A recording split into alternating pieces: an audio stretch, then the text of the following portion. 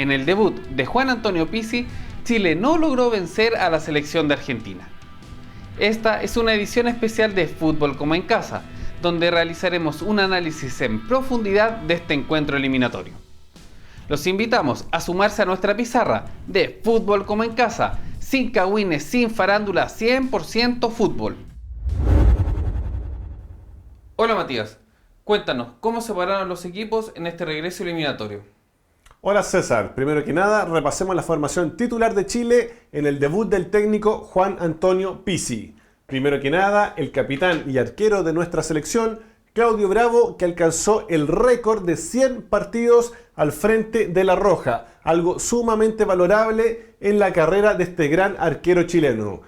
Luego en la línea defensiva tuvimos un bloque bastante tradicional, continuando con la herencia de Jorge Sampaoli, conformado primero que nada por Mauricio Isla, Gary Medel, Gonzalo Jara y Eugenio Mena como lateral izquierdo. Donde comenzaron a aparecer las primeras novedades fue en el mediocampo, ya que en labores de contención se desempeñó como titular Marcelo Díaz, acompañado por Felipe Gutiérrez. Poco más adelante de ellos, Matías Fernández ocupó las faenas de creación en esta selección, y por el sector izquierdo Jan Bosellur ocupó la camiseta de titular, mientras que por el sector derecho Fabián Orellana, quien ya tenía antecedentes bastante importantes frente a la selección argentina, ocupó la posición de volante por el sector derecho, para dejar como único referente de área al delantero del Arsenal, Alexis Sánchez. Vamos ahora con la formación de la albiceleste en el Estadio Nacional, partiendo por el portero Sergio Romero. Lateral derecho, el jugador de River Plate, Gabriel Mercado. Continuando en la saga central, con Nicolás Otamendi, Funes Mori y como lateral izquierdo, Marcos Rojo. Poco más adelante de ellos, en labores de contención, tuvimos a jugadores como Ever Banega, acompañado por Craneviter, y por el sector izquierdo, Biglia de la Lazio de Italia. Para tener más adelante al tridente ofensivo conformado por Ángel Di María, Sergio Agüero y el capitán y principal figura del equipo de Argentina, Lionel Messi. ¿Cuál es tu evaluación de cada jugador de la selección chilena, Matías? Partamos primero que nada por el arco.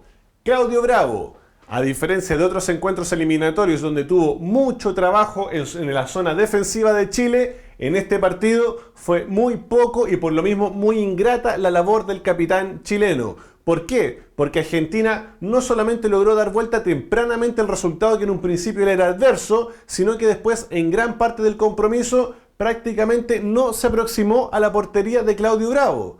Para un arquero de la jerarquía de un club en el que juega Claudio Bravo como el Barcelona, en el cual está acostumbrado a que le lleguen poco y nada cada fin de semana, y aún así le conviertan muchos menos goles que en un partido ante un rival que prácticamente no le llegó a la portería y le convirtió 2 goles, claramente habla de una faena sumamente ingrata para el portero de nuestra selección. ¿En qué se vio reflejado esto? Que en los últimos minutos, cuando Claudio Bravo subió y atravesó toda la cancha para un balón detenido en el cual buscó el empate de nuestra selección y terminó cometiendo una falta sumamente irresponsable sobre el portero de la selección argentina, lo cual le costó una tarjeta amarilla que le va a significar estar ausente en el próximo duelo frente a Venezuela. Eso grafica claramente la impotencia que sufrió Claudio Bravo en un partido donde prácticamente no pudo mostrar todas sus virtudes que lo llevaron a cumplir 100 partidos al frente de la selección chilena. En general, buen partido de Claudio Bravo, tuvo algunas intervenciones notables, estuvo bien en los centros,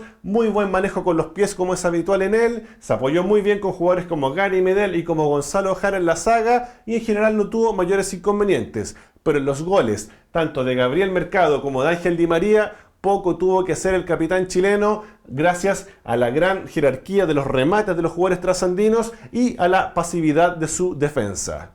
Pasemos ahora precisamente a analizar el bloque posterior de Chile. En el sector derecho, Mauricio Isla, un habitual desde hace muchos años en la roja de todos, tuvo una faena bastante complicada. ¿Por qué? Porque no solamente con el balón se vio sumamente impreciso en varios momentos del partido, entregándole el implemento al cuadro rival y siendo muy poco relevante en la construcción del juego para el cuadro chileno, tanto en zona defensiva cuando Chile le tocaba armar el juego, tanto cuando lo hacía en 3/4 de cancha rival, cuando se vio muy impreciso y poco trascendente y tomando decisiones bastante equivocadas con este balón. Entonces podemos decir que la labor con balón en materia ofensiva de Mauricio Isla fue bastante opaca frente a una selección de gran jerarquía como la Argentina. Y sin balón se vio bastante complicado, porque Ángel Di María, sobre todo en el segundo tiempo, cuando Argentina dispuso de espacios para generar contraataques y pillar mal parada la defensa chilena,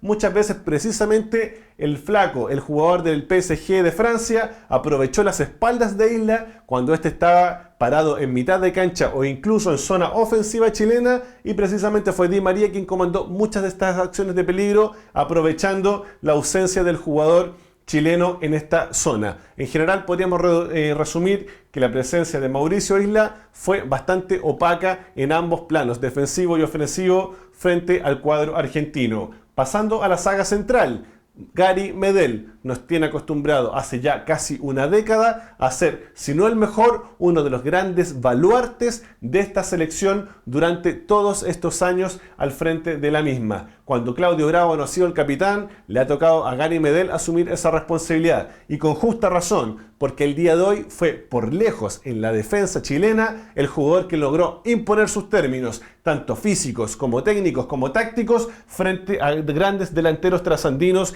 que deslumbran cada fin de semana a nivel mundial. En ningún momento del partido jugadores como Sergio Agüero o Gonzalo Higuaín, cuando ingresó en el segundo tiempo, lograron vulnerar la marca férrea, siempre precisa, y las anticipaciones a la perfección de este jugador de la selección chilena, que cada día que juega por la selección demuestra que es un líder innato en el juego, independiente del técnico que esté, del esquema que forme y del resultado con el cual termine la selección chilena. Gary Medel siempre termina imponiendo sus términos en la saga, y al día de hoy, ante una de las selecciones con mayor peso a nivel mundial, precisamente fue uno de los grandes protagonistas para que Argentina no tuviera mayores ocasiones de gol durante todo el partido. Muy buen partido del Pitbull, y creo que definitivamente en este esquema de Juan Antonio Pizzi va a seguir siendo uno de los titulares indiscutidos de la selección. ¿Quién lo acompañó? Gonzalo Jara, otro de los habituales jugadores chilenos durante los últimos años en La Roja. ¿Cuál fue el desempeño de Gonzalo Jara? Con balón se le vio bastante confiado, se apoyó muy bien tanto con Gary Medel como con Jan Bosellur muchas veces, o con Eugenia Mena en la elaboración de juego desde la zona posterior, así como con los volantes de contención chilenos. Muchas veces arrastró el balón hasta la mitad de cancha cuando encontró los espacios, y en general se le vio tranquilo, no se metió en problemas con los jugadores argentinos, y en los duelos individuales, cuando Chile no tenía el balón, generalmente impuso no solamente su contextura física, sus anticipaciones, que son muy importantes, su gran capacidad de marca, sino también manejó los ritmos del partido. Cuando había que ir a encarar a un delantero argentino, siempre Gonzalo Jara fue al choque, y la gran mayoría de las veces ganó. Cuando había que esperar y retroceder con inteligencia, también lo hizo, y siempre contó con la cobertura, por ejemplo, de Gary Medel. En ese sentido, creemos que Gonzalo Jara y Gary Medel una vez más ratifican que hoy por hoy no tienen competencia para ser los defensores titulares en este esquema de la selección chilena. Por el sector izquierdo, como lateral, tuvimos a Eugenio Mena. El jugador formado en Santiago Wanderers tuvo un partido, al igual que Mauricio Isla, bastante opaco. A nivel ofensivo, durante todo el partido que disputó Eugenio Mena, fue un jugador sumamente irrelevante.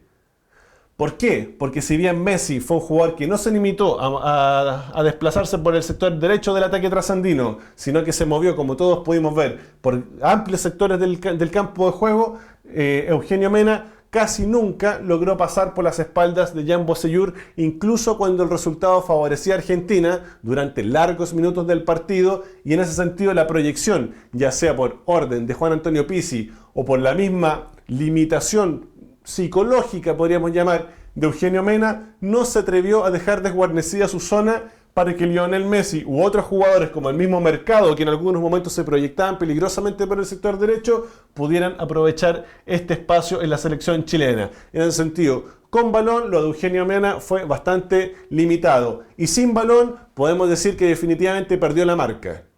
porque el Messi, como decimos, si bien jugó libremente, tampoco fue capaz Eugenio Mena de acompañar a sus compañeros en la defensa central, apoyando en la marca del creador trasandino, ni tampoco fue capaz de contener las esporádicas ocasiones en las cuales, por ejemplo, el lateral derecho, Gabriel Mercado, se proyectó en materia ofensiva. En ese sentido, Eugenio Mena, ustedes lo pudieron ver en el estadio o en los relatos del partido, prácticamente no fue mencionado durante gran parte del encuentro, y creo que en ese sentido los laterales de Chile, uno de los principales puestos que tácticamente tanto en el periodo de Marcelo Bielsa como en el de Jorge Sampaoli eran una de las principales armas ofensivas de nuestra selección, hoy se vieron sumamente opacados, tanto por el rendimiento de los punteros argentinos que les metieron presión a estos laterales y no los dejaron subir en la superficie del campo, así mismo como por sus propias limitaciones o las que vienen desde la banca, desde el mando de Juan Antonio Pizzi, que efectivamente prefirieron darles prioridad a sus faenas defensivas por sobre las ofensivas. Pasemos ahora al sector centro del campo. Aquí es donde vienen las grandes novedades de este nuevo ciclo de Juan Antonio Pizzi respecto al anterior de Jorge Sampaoli. Pero lamentablemente, recordemos que esto es la historia del fútbol chileno, y en 100 años que nos demoramos en ganarle un partido oficial a la selección argentina el año 2008, nuevamente volvemos a nuestras fatalidades, y antes de los 20 minutos Chile ya había perdido a dos jugadores fundamentales en su mediocampo. Si no nos bastaba con las ausencias de estandartes de este plantel, como Arturo Vidal, como Charles Aranguis, como Eduardo Vargas, imagínense si antes de los 20 minutos perdemos a nuestro creador Matías Fernández y a uno de los principales armadores de juego no solo de la selección chilena, sino del actual concierto mundial del fútbol, como Marcelo Díaz. Antes de los 20 minutos, Chile perdió a dos jugadores que son sumamente sensibles en su propuesta de juego. ¿Quiénes ingresaron por ellos? En el caso de Matías Fernández, ingresó el Gato Silva. ¿En qué posición? Como volante de contención, lo cual le dio las labores a Felipe Gutiérrez, que en un principio también asomó como un volante mixto, para asumir las labores de creación. Y cuando se lesionó Marcelo Díaz, su ingreso fue Brian Ravelo, jugador formado en Colo-Colo, que terminó cargándose a la derecha para delegarle nuevamente las faenas de creación a otro jugador, que después de Felipe Gutiérrez, que volvió a su posición inicial de volante mixto, asumió Fabián Orellana las labores de volante de creación. ¿Qué significa esto? Este desorden al cual se vio sometido Chile, que más encima empezó de forma sorpresiva, ganando este encuentro, gracias a un gran anticipo de Felipe Gutiérrez en un balón detenido, en el cual cabeció libre de marca un córner y decretó el 1-0 para Chile. ¿Esto significó qué cosa? Que en 20 minutos Chile tuvo que cambiar 3 veces las posiciones de su centro de campo. Orellana, Gutiérrez, Fernández, el Gato Silva fueron protagonistas de un enroque, y eso le costó varios minutos a Chile para lograr posicionarse en cancha y ejecutar la propuesta que en muy pocos días y sin partidos amistosos previos logró ensayar Juan Antonio Pizzi para enfrentar a una de las mejores selecciones del mundo. Entonces, en base a ese contexto, analizamos los desempeños en cancha. Entonces, si partimos hablando de jugadores como Marcelo Díaz, lo poco y nada que alcanzó a actuar por Chile, efectivamente demostró que es un jugador fundamental en el armado de juego de nuestra selección. No solamente para sacar el balón desde atrás con claridad, sino que también es un jugador que maneja los tiempos, sabe cuándo verticalizar, cuándo lateralizar y cuándo apoyarse con sus jugadores de la saga o con los laterales. Esa inteligencia de juego que Marcelo Díaz tiene a esta edad en su carrera es una cosa irreemplazable en cualquier esquema y con cualquier técnico que se ponga al frente de la selección chilena. Y la baja de Marcelo Díaz va a ser fundamental tanto en Venezuela como lo resultó en este partido frente a la selección argentina. Felipe Gutiérrez, obviamente un gol histórico ante una selección que siempre ha sido sumamente dura con Chile. Segunda vez que le convierte a la selección argentina en clasificatorias mundialistas. Bastante bien en el cabezazo, muy buen gesto técnico, supo librarse de las marcas, pero durante el partido tuvo una evaluación muy positiva y muy negativa. ¿A quién está reemplazando hoy por hoy Felipe Gutiérrez en este medio campo? A Charles Aranguis, ¿cierto? O incluso a Arturo Vidal, que son generalmente los acompañantes de Marcelo Díaz en este sector de la cancha. ¿Qué es lo que tiene Felipe Gutiérrez con balón? Una técnica exquisita, una gran pegada, una zurda espectacular, tanto para dar pases, para controlar, para conducir, para rematar. Pero sin balón, ¿cuál es el aporte de un jugador como Felipe Gutiérrez en este sector de la cancha ante un conjunto lleno de jugadores exquisitamente dotados precisamente cuando están con el marcador a favor para mantener la posesión del balón? Pudimos ver que Argentina durante prácticamente 70 minutos logró mantener la posesión del balón sin necesariamente buscar con intensidad la portería de Claudio Bravo. La mejor forma de defender en el fútbol hace 100 años, hace 50 años y el día de hoy es con el balón en los pies de tu equipo, no replegando a tus jugadores y esperando que los minutos pasen despejando los balones a cualquier parte. No, defender con el balón, con autoridad, con personalidad. Y eso es lo que demostró una vez más, como lo ha hecho durante más de 100 años, la selección argentina en la cancha del Estadio Nacional.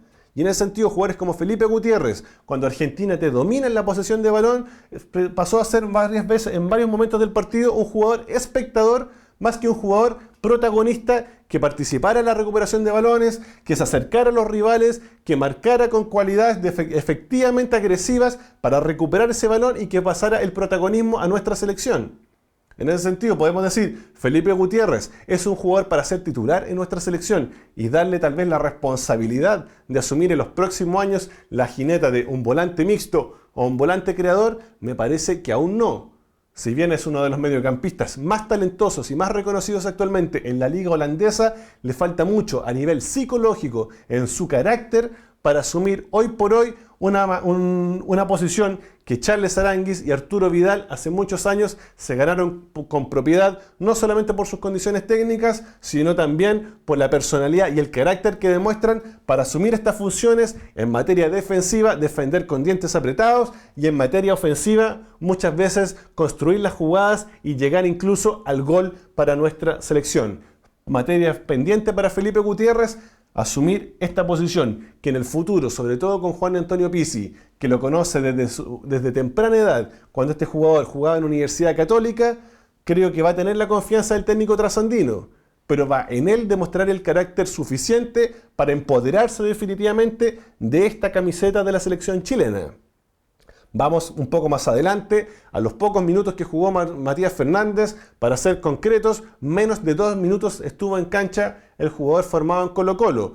No alcanzó a mostrar nada obviamente en esos pocos minutos y fue reemplazado, como dijimos anteriormente, por el Gato Silva. Muy buen partido del Gato Silva. Ante precisamente la opaca labor defensiva del Pipe Gutiérrez, fue el Gato quien tuvo que ir al sacrificio en muchas ocasiones. Recordemos que este jugador ya era un comodín con Jorge Sampaoli, quien incluso en varias ocasiones, incluso en el Mundial de Brasil, lo ocupó como defensor central o incluso como líbero, debido a la ductibilidad táctica que le entrega el Gato Silva a los entrenadores que necesiten contar con sus servicios. El día de hoy, el mediocampo de contención apoyó muchas veces a las orillas tanto a Mauricio Isla como a Jan Bosellur, muchas veces apoyó las espaldas de Felipe Gutiérrez, se insertó entre los defensores centrales como Gary Medel y Gonzalo Jara y siempre fue capaz de salir con el balón limpio desde la zona defensiva chilena. Algo sumamente meritorio en un jugador como el Gato Silva, que generalmente es reconocido en el medio chileno como uno de los jugadores más que nada picapedreros, como se les suele llamar, que son de recuperación y poco limpios. Hoy día el Gato Silva cumplió una labor que roza lo impecable, tanto de faena defensiva, anticipando muchos balones, apoyando a sus compañeros y así mismo en materia ofensiva, creando el juego desde atrás con balones limpios, sin precipitarse, sin abusar de los pelotazos, y me parece que fue muy buena la labor del Gato ante un rival, ojo, nuevamente contextualizamos, de gran jerarquía como la selección argentina. Vamos a las orillas. Tenemos por el sector derecho, en los primeros minutos, como dijimos, a Fabián Orellana. Poco fue lo que logramos verlo en esa posición, porque debido a las lesiones de Marcelo Díaz y de Matías Fernández, a los pocos minutos del encuentro, Fabián Orellana terminó siendo el creador de fútbol de la selección chilena. Una faena que ya desde hace varios años le conocimos en clubes como Audax Italiano y hasta el día de hoy, incluso en algunos momentos cumple en la liga principal de España, una de las principales ligas del mundo, como lo hace en el Celta de Vigo. Me parece que en el primer tiempo la labor de Orellana fue de menos a más. una vez que logró habituarse en esta improvisada situación que obligó los cambios de Chile por las lesiones de Díaz y de Fernández, Orellana fue pidiendo poco a poco el balón, comandó acciones de riesgo para Chile, supo lateralizar en los costados con Bocellur y con jugadores como Ravelo cuando ingresaron por este sector, y también supo profundizar con Sánchez cuando correspondía, pero no fue gravitante, porque todos sabemos que en esta posición el titular indiscutido desde hace varios años es Jorge Valdivia. Técnicamente Fabián Orellana no tiene nada que envidiarle a Jorge Valdivia, pero la irreverencia del jugador formado en Colo-Colo, con gran carrera en Palmeiras y en la selección chilena, no la tiene actualmente ningún jugador del fútbol chileno. No la tiene el Pipe Gutiérrez, no la tiene Matías Fernández, ni tampoco la tiene Fabián Orellana, que ocupó esta posición durante gran parte del compromiso. Ese pase-gol, ese pase entre líneas, esa ruptura total de esquemas que viene presentando Jorge Valdivia durante toda su carrera es totalmente indispensable e irrepetible en cualquier jugador del medio chileno, ya sea que dispute la liga local o se desempeñe en el extranjero. En el sentido, lo de Orellana pasó más que nada por con recibir balones, verticalizar el juego, habilitar para que sus compañeros lo acompañaran, se multiplicaran en el medio campo argentino y pudieran efectivamente generar ocasiones de riesgo, básicamente aprovechando la superioridad numérica que en algunos momentos lograron generar por las orillas. De todas formas, en el segundo tiempo, poco a poco la labor de Orellana fue desapareciendo. Poco apoyo logró encontrar con Bocellur a medida que fueron transcurriendo los minutos, que hablar del aporte de Ravelo, que desde la banca volvió a la banca en el segundo tiempo y prácticamente no estuvo en el Estadio Nacional. Vamos precisamente al jugador formado en Colo-Colo, Brian Ravelo. En general, el medio chileno sabe de este jugador por su opaca carrera en el medio europeo en los últimos años y por su ascendente desempeño que ha ido consiguiendo en la Liga Mexicana durante los últimos meses. Brian Ravelo, desde las cadetes de Colo-Colo, desde muy niño que llegó desde la sexta región al Estadio Monumental, destacó siempre por sus cualidades tanto técnicas, físicas, para desequilibrar en el sector medio del campo ante cualquier rival.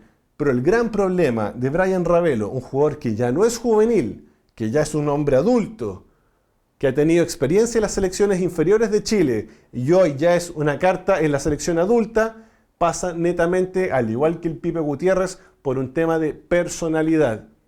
En ningún momento del partido, de los largos minutos que estuvo Ravelo en cancha, fue un jugador que se viera pidiendo balones, apoyando a Isla en la marca por el sector derecho, retrocediendo cuando Argentina se venía encima, siendo línea de pase cuando Chile recuperaba el balón y necesitaba sorprender a los trasandinos rápidamente de contraataque. En ese sentido, la labor de Ravelo no podríamos definirla como mala, porque mala hubiera sido que con el balón hubiera tomado malas decisiones. La labor de Ravelo podemos definirla como intrascendente.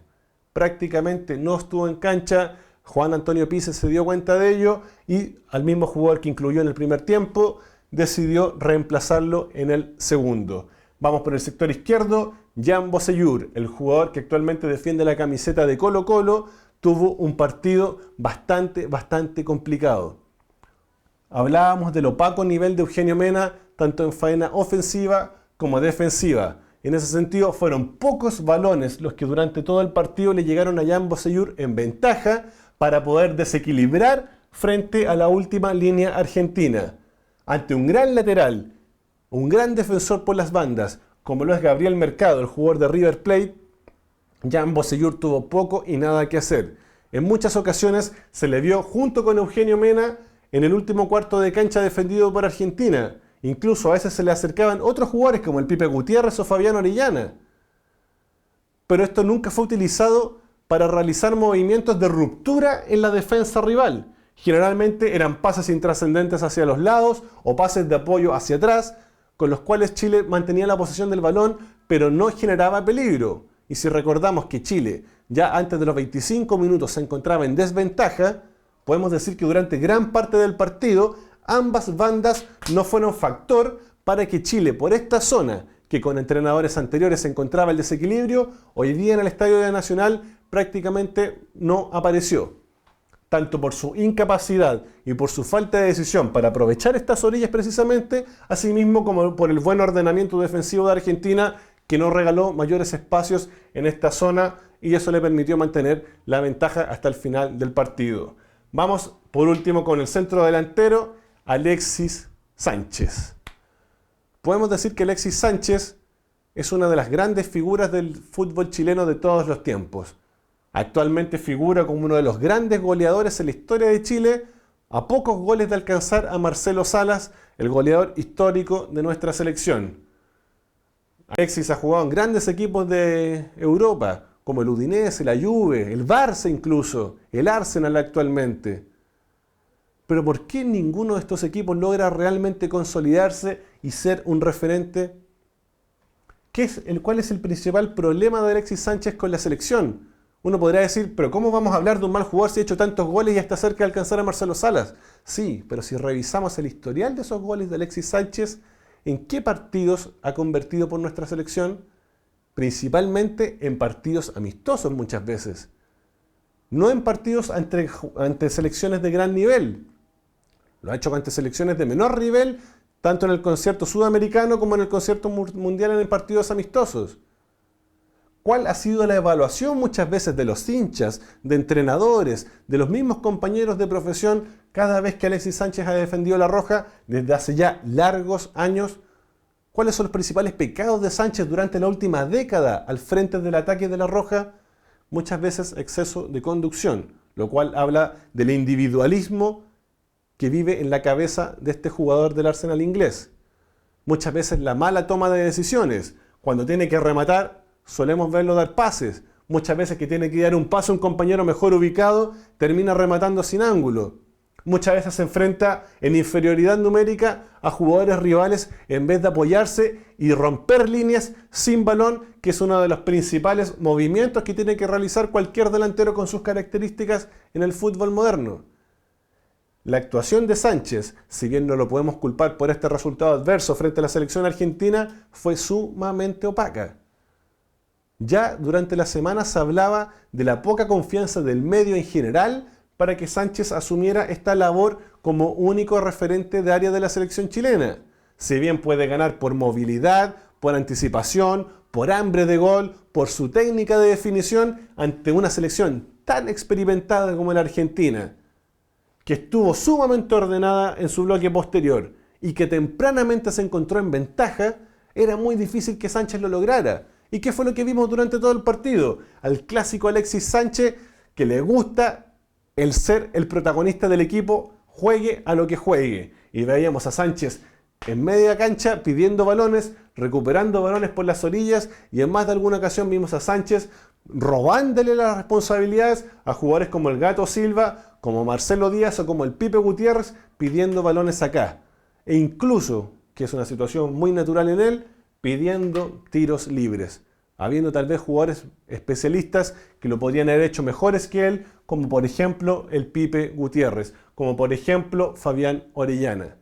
Sánchez, para bien o para mal, representa ese clásico jugador chileno de todo tipo de niveles, el jugador cabrón. En el buen sentido de la palabra, el cabrón que en la final de la Copa América pide el último penal, pica ese penal para ser más choro que todavía que el contrincante y nos termina regalando una copa. Pero en la mayoría de los partidos el desempeño de Sánchez no es relevante como en esa final. Es más cercano a lo que vimos hoy frente a Argentina. Un jugador sumamente intrascendente, malhumorado, molesto, que en más de alguna ocasión se enfrascó en discusiones estériles contra los jugadores trasandinos, muy poco participativo del juego ofensivo de Chile, que le costó mucho hacerse sus propios espacios, tanto por el esquema que dispuso Juan Antonio Pizzi, asimismo como por sus condiciones, que como centro delantero lo limitaron a no poder desequilibrar por donde él es más relevante, por donde lo venimos viendo hace muchos años, desde sus apariciones en Cobreloa y posteriormente en Colo-Colo y en el Udinese de Italia, por las orillas, viejo.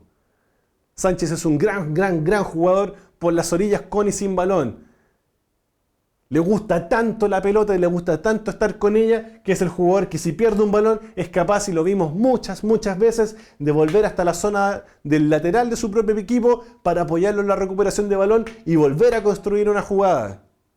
Lo vimos muchas veces picar por las orillas y hacer una sociedad temida con jugadores como el Guaso Isla, que desde las selecciones sub-20 de Zulantay venían formando duplas letales por el sector derecho con Alexis Sánchez. Pero en el Arsenal, en el mismo Barcelona y en la selección chilena innumerables veces nos hemos dado cuenta que Alexis, con todas sus condiciones, con todo el pundonor que pone en cada partido para representar a nuestra selección, no es el jugador definitivamente para asumir la posición de centro delantero, y ojalá que nuestro entrenador Juan Antonio Pizzi lo entienda luego y pueda efectivamente utilizar a Sánchez donde más rinde. Vamos ahora con las principales claves tácticas que dejó este encuentro en el clasificatorio entre la selección chilena y Argentina. Primero que nada, analizando al equipo de todos, podemos decir que en este debut de Juan Antonio Pizzi, durante los más de 90 minutos que duró este encuentro entre la selección albiceleste, fue bastante difícil dilucidar cuál fue la real intención de juego del cuadro local.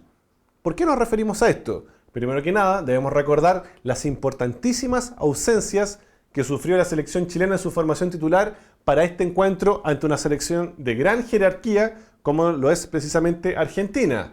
Charles Aránguiz, Arturo Vidal son jugadores desde hace muchos años fundamentales en el armado de juego desde la zona de contención del cuadro chileno. Y pocos metros más adelante de ellos, como hablábamos anteriormente, el desequilibrio que produce Jorge Valdivia en las defensas rivales, sobre todo en materia de habilitaciones más que en remates, es algo que la selección chilena en la formación titular que comenzó hoy frente a Argentina definitivamente no encontró. Y tuvo que verse suplido por jugadores como el Gato Silva en esta zona, que no es la habitual en la que se desempeña la selección, como Brian Ravelo y como el mismo Matías Fernández.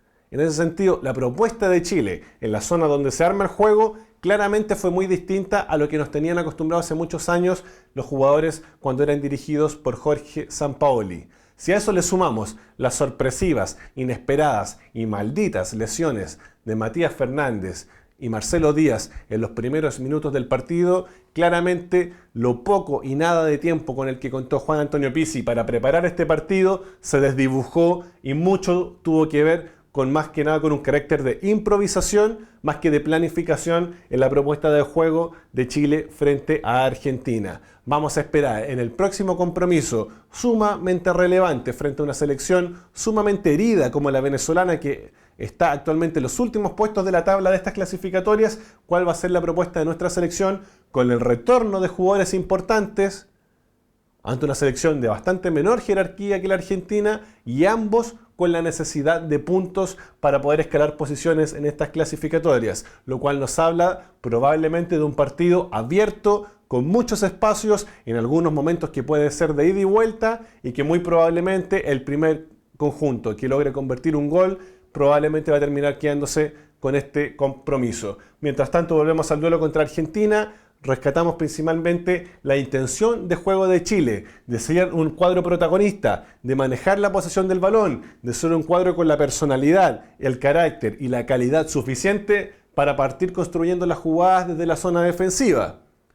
Pero nuevamente mostró, al igual que en la final de la Copa América del año pasado y al igual que en la última fecha doble de las clasificatorias, muy poco desequilibrio en materias ofensivas ante el albiceleste, que actualmente tienen a la selección de nuestro país fuera de la zona de clasificación directa al próximo Mundial de Rusia.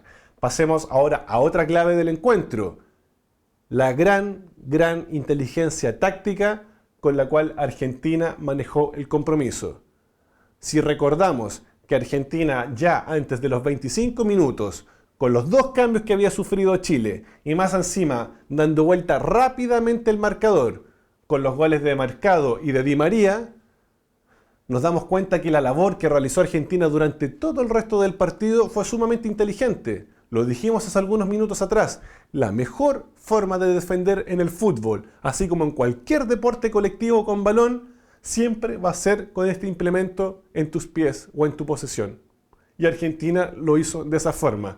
Y vimos a un Lionel Messi sumamente participativo, porque no solo se cargó por el sector de Eugenio Mena, sino que lo vimos muchas veces apoyarse con Banega, con Craneviter, con Billy en sector de contención, apoyar incluso sus centrales para recuperar el balón y distribuir siempre con la pausa y con el tiempo preciso para que Argentina no sufriera mayores zozobras y mantuviera el control del partido. Uno podrá decir, es que Argentina no, ganó con muy poco, como dijeron algunos jugadores. Pinilla señaló que fuimos superiores a Argentina.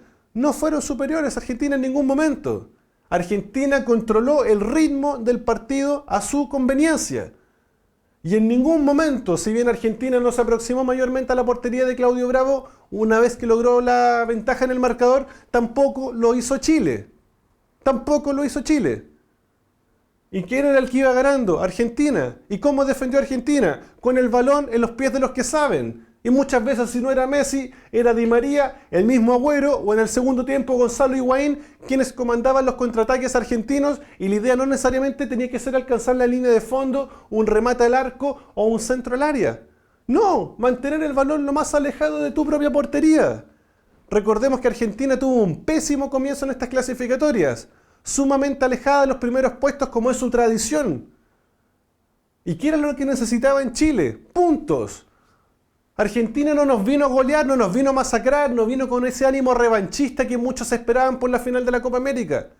Argentina vino a demostrar la inteligencia de juego que requiere este deporte en el fútbol moderno.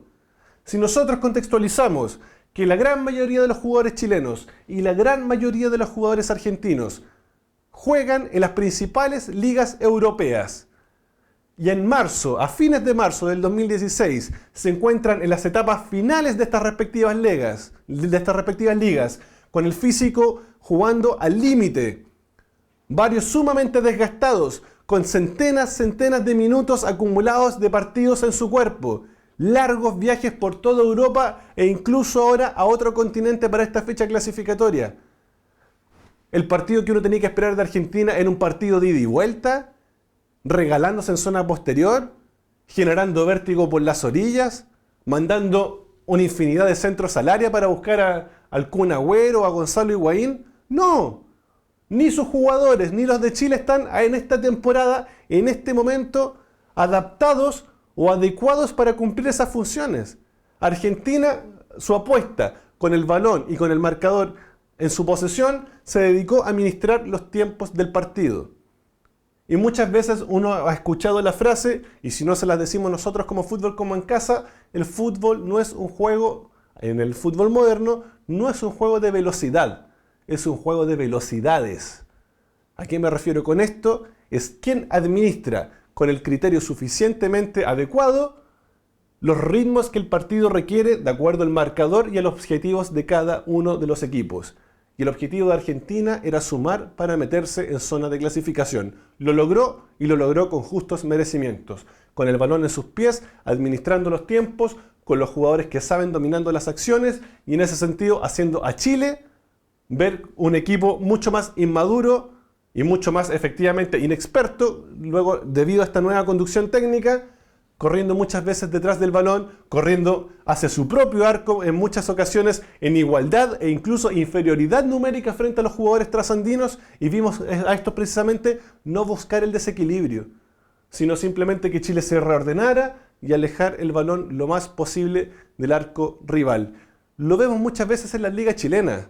Cuando se habla, por ejemplo, de la Universidad Católica de Mario Salas, que sale a ganar todos los partidos, y la frontalidad y la verticalidad y el choque y el vértigo y todo ese discurso que hoy por hoy sigue siendo muy comprado en Chile luego de las experiencias de Marcelo Bielsa y Jorge Sampaoli. Pero también vemos otros conjuntos, como el mismo Colo-Colo, que actualmente lidera la liga chilena, es el último campeón, y que muchas veces, más que buscar un nuevo gol para imponerse por más goles frente a su rival, su principal apuesta, más que la posesión del balón, es el control de los tiempos del partido. Y verticaliza cuando hay que verticalizar, lateraliza cuando es necesario hacerlo y se apoya sin ningún asco ni temor a ningún reproche de ser un equipo defensivo con sus defensores centrales e incluso con su arquero cuando corresponde hacerlo. Argentina lo hizo, su apuesta resultó y fue, a mi juicio, el justo ganador de este partido. Matías, frente a Venezuela, Chile se juega puntos trascendentales. Asumiendo que, por ejemplo, vuelva Arturo Vidal, pero sufrimos importantes bajas. ¿Cómo crees tú que debe enfrentar el seleccionado chileno a Venezuela? Partamos primero que nada en el arco, asumiendo la sensible baja de no solamente del arquero, sino del capitán de la Roja, que reiteramos frente a Argentina, alcanzó el récord de 100 partidos al frente de nuestra selección, cifra que ningún jugador en más de 100 años de fútbol chileno ha alcanzado al frente de la Roja. En ese sentido, la impronta, la leyenda viva que significa Claudio Bravo el día de hoy en el arco chileno, tiene que ser sustituida por un jugador que realmente reúna las condiciones y los méritos suficientes para este puesto. Y me parece que entre los dos convocados, Christopher Toselli de Universidad Católica y Johnny Herrera, arquero de Universidad de Chile, me parece que precisamente el portero azul es el indicado para esto. ¿Por qué? Si bien ambos arqueros tienen una gran cantidad de condiciones para el puesto y lo han demostrado a nivel de selecciones juveniles en el caso de Toselli y a nivel de clubes como lo ha hecho Johnny Herrera, me parece que precisamente el portero azul es el indicado porque en su currículum figuran una gran cantidad de partidos definitorios y de gran trascendencia tanto para su club Universidad de Chile como para otros clubes que ha defendido, por ejemplo, como el Everton chileno o su breve experiencia en Brasil. Herrera ha ganado muchos títulos, sobre todo con la camiseta de Universidad de Chile, lo cual lo ha transformado en uno de los arqueros más ganadores en la historia del fútbol chileno. Esa jerarquía, esa impronta que genera Johnny Herrera, me parece que lo hacen legítimamente el acreedor del puesto de Claudio Bravo ante esta suspensión del portero del Barcelona para el próximo partido frente a Venezuela.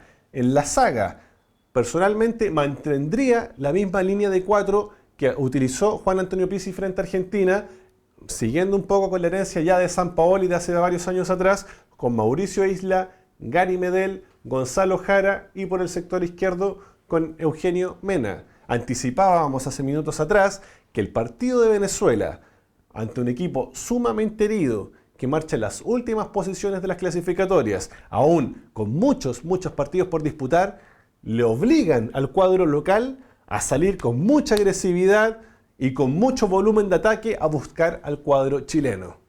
Y creo que jugadores como Mauricio Isla y Eugenio Mena, contando con los espacios que no contaron frente a una selección sumamente ordenada y pragmática como la Argentina del Tata Martino, pueden llegar a generar el desequilibrio que nos generaron esta noche en el Estadio Nacional. Y la dupla de centrales, no solamente ante Argentina se lució, excepto en los dos errores puntuales de los goles que no supieron los defensores chilenos despejar, pero los anticipos, la guapesa, la jerarquía que impusieron dentro y fuera del área Gonzalo Jara y Gary Medel, hoy por hoy Chile no tiene ningún jugador que los pueda suplir. Y hay un dato súper importante, Matías, que tú lo nombraste ya un poco, que tenemos casos como de Jara o de Bocellur, que a pesar del mal resultado, jugaron mucho mejor a lo que nos tienen acostumbrados en el torneo nacional. Así es. Gonzalo Jara se ha visto bastante opaco en los últimos partidos, por ejemplo, de Universidad de Chile, pero en un cuadro que en el contexto de la Universidad de Chile precisamente anda globalmente muy mal, desde el arco a la zona de la zona de ataque. Y Gonzalo Jara, en un deporte colectivo como es el fútbol, no puede echarse el equipo del hombro y hacerlas todas. Pero en Chile, en el bloque defensivo, ante un cuadro que atacó poco, pero que administró el partido, como dijimos anteriormente, como Argentina, los pocos embates, los pocos intentos de Argentina para ingresar al área chilena, generalmente fueron controlados de muy buena forma por Medel y por Jara. Y por las orillas, si bien reconocemos que hubo un partido bastante opaco de laterales como Isla y Mena, creemos que sería una muy buena apuesta mantenerlos en sus posiciones y delegarles no solamente funciones defensivas, que van a requerir de gran aplicación frente a Venezuela entre el probable volumen de ataque que nos va a presentar el cuadro vinotinto en su partido en calidad de local, sino que también tienen que cumplir unas funciones muy importantes que son las transiciones al momento de recuperar el balón, rápidas, precisas y efectivas en el armado de juego chileno. Isla va a ser fundamental que logre juntarse con el volante derecho que juegue en ese partido frente a Venezuela. Va a ser fundamental que Mena se junte con Bocellur o quien disponga Juan Antonio Pizzi para enfrentar a la Vinotinto.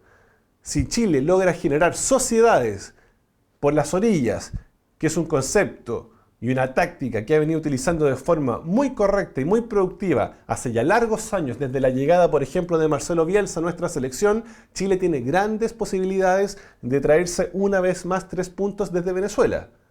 Pasando al sector centro del campo, nuevamente, debido a las lesiones y a las ausencias, Chile necesita rearmar la zona media de su juego. ¿Quién regresa? Arturo Vidal, uno de los principales referentes de esta selección desde hace bastantes años.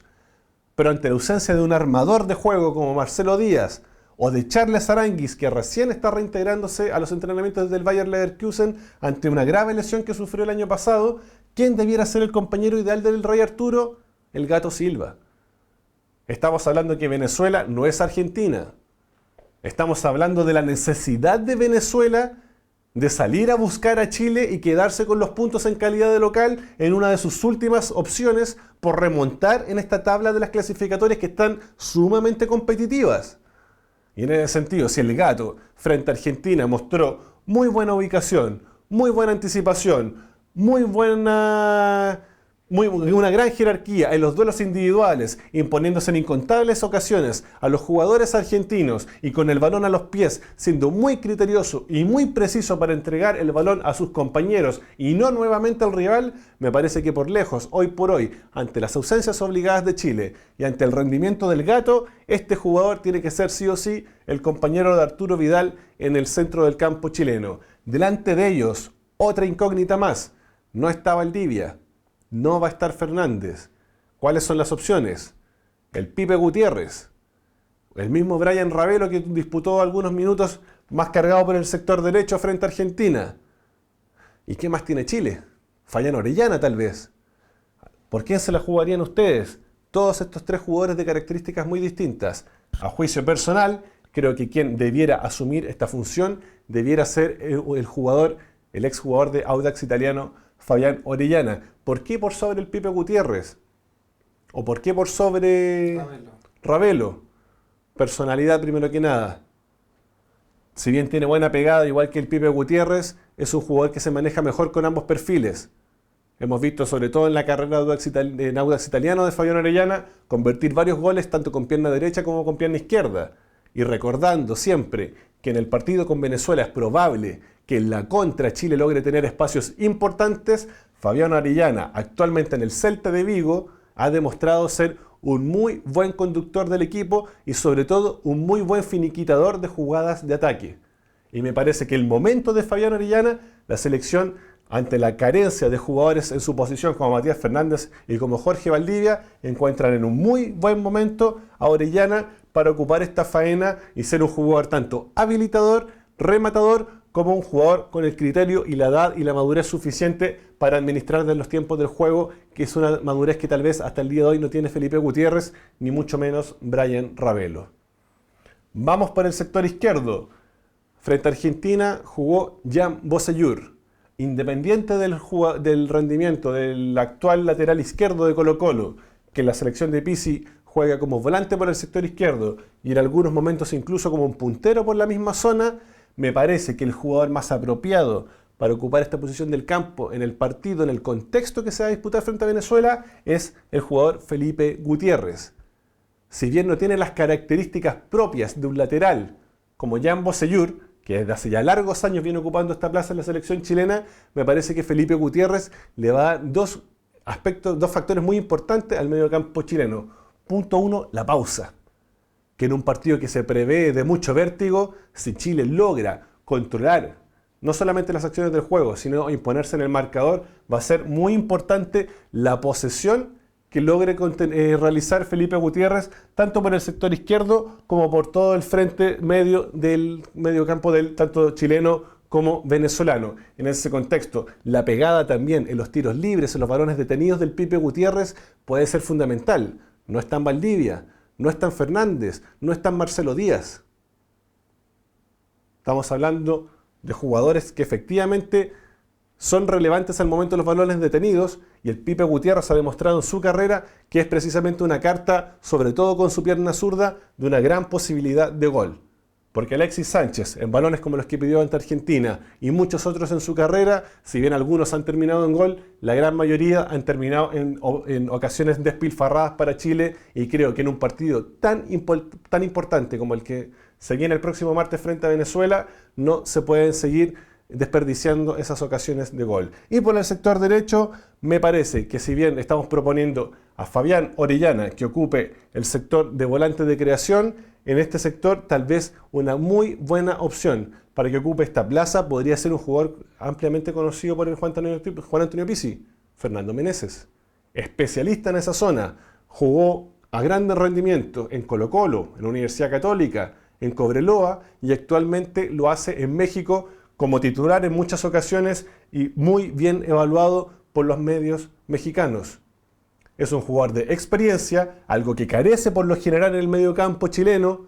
Es un jugador que sabe bastante bien cuándo atacar, tiene buen remate, centra bien, apoya mucho en la defensa, que va a ser algo que va a necesitar probablemente Mauricio Isla ante los embates que le van a proponer por este sector los jugadores venezolanos. Y me parece que Fernando Meneses, que es una de las grandes sorpresas que incorporó Juan Antonio Pizzi en esta nómina, es una gran alternativa para este partido frente a Venezuela, considerando que viene sin tarjetas amarillas, sin nada, y está jugando prácticamente su opción en La Roja, donde durante varios años atrás también tuvo experiencias bastante positivas. Y por último, en el frente de ataque, si nosotros mantenemos este mediocampo del cual estamos hablando, ¿qué hacemos con Alexis Sánchez? ¿Lo mantenemos en cancha? ¿Qué hacemos con Pinilla? ¿Con el Nico Castillo? ¿Con Jason Vargas? Con varios jugadores que pueden ocupar esta posición, todos de distintas características. Me parece que para comenzar el partido, un jugador que podría ser una carta muy interesante como titular, y vamos a ver si Juan Antonio Pizzi es capaz de hacerlo, debido a que entrenadores anteriores como Jorge Sampaoli, que le gustaban las vacas sagradas, como se dice en Chile, no lograban hacerlo. ¿Será capaz de poner a Pinilla como titular? ¿Por qué Pinilla y no Sánchez?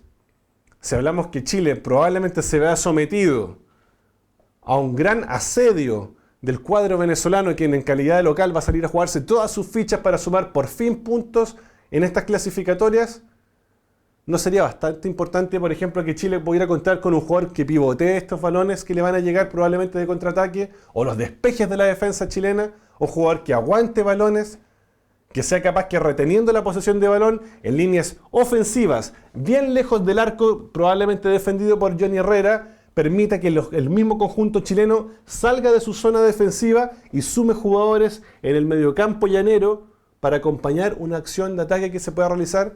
Porque hemos comprobado que Alexis Sánchez, tanto por su envergadura física como por esa ansiedad con la que juega generalmente con la selección chilena, no logra aguantar balones. No lo logra, independiente de las funciones que le delegue el cuerpo técnico de turno. Alexis Sánchez es un jugador que pide muchos balones, que baja a buscarlos, pero también que debido a su imprecisión y su ansiedad pierde muchos balones. Lo cual, un equipo que hace mucho tiempo que no jugaba juntos y que más encima bajo una nueva mano técnica como la de Juan Antonio Pizzi, se ve muy vulnerable cuando pierde el balón en zona de medio campo. Entonces me parece que jugadores como Mauricio Pinilla o incluso el Nico Castillo podrían ser cartas sumamente válidas acá, tanto para contener balones, para pivotear con sus compañeros, para esperar sumar volumen de ataque y obviamente para imponer su jerarquía en el juego aéreo en ambas áreas. Porque si recordamos y tenemos un poco de memoria, la selección venezolana nos ha hecho pasar muy malos momentos durante la última década en Copas Américas y en partidos clasificatorios, precisamente porque Chile generalmente apuesta a un juego a ras de piso, basado en un fútbol más técnico y no tan físico, pero no todos los partidos tú los puedes desarrollar de la forma que los planeas, y Venezuela muchas veces en el juego aéreo, sobre todo en balones detenidos, ha logrado imponer esta estatura, y me parece fundamental la presencia de Pinilla como titular ante Venezuela. Y el Nico Castillo también podría... Exactamente como lo mencionaba, me parecen opciones. Sin descartar a Alexis Sánchez, no estamos condenándolo por su rendimiento ante Argentina. Incluso Alexis Sánchez, en el caso que no sea Fernando Meneses, perfectamente podría ser una excelente carta por el ataque derecho, por esta sociedad tan ventada que hablábamos anteriormente con Mauricio Isla durante muchos años, por ejemplo en el Udinese, por ejemplo en las selecciones juveniles de Chile y en la misma selección adulta. Pero Matías, tú dijiste algo fundamental. Yo creo que es necesario que mantenga una disciplina táctica. Si lo vemos que va a estar por el sector derecho, pero se va a cambiar al izquierdo, va a estar recuperando balones acá, lo vamos a perder totalmente. Es lo que suele pasar con Alexis y lo que suele pasar muchas veces con Arturo Vidal.